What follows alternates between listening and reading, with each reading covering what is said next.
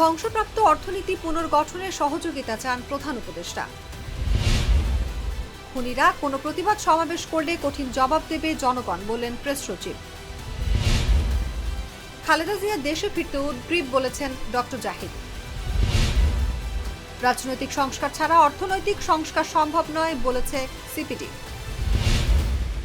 এবার সীমান্ত সম্মেলনে ভারতের সঙ্গে কথার টোনটা আলাদা হবে, বললেন স্বরাষ্ট্র উপদেষ্টা।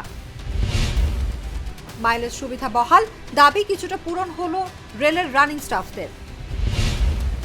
সাইমা ওয়াজেদ প্রতিষ্ঠিত সূচনা ফাউন্ডেশনের অস্তিত্ব পায়নি দুদক। মুক্তিযুদ্ধকে কটাক্ষ করে রাজনীতি কখনোই সফল হবে না, বললেন শিবিরকে রিজভী। অতিরিক্ত ভ্যাট প্রত্যাহার দাবি, নাটোরে টমেটো ফেলে সড়ক অবরোধ কৃষকদের।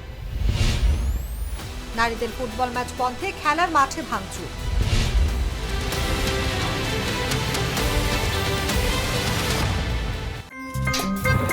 আমার একটা স্মার্ট সিদ্ধান্তে 25% গ্যাসের খরচ কমেছে। ভাবছেন কিভাবে?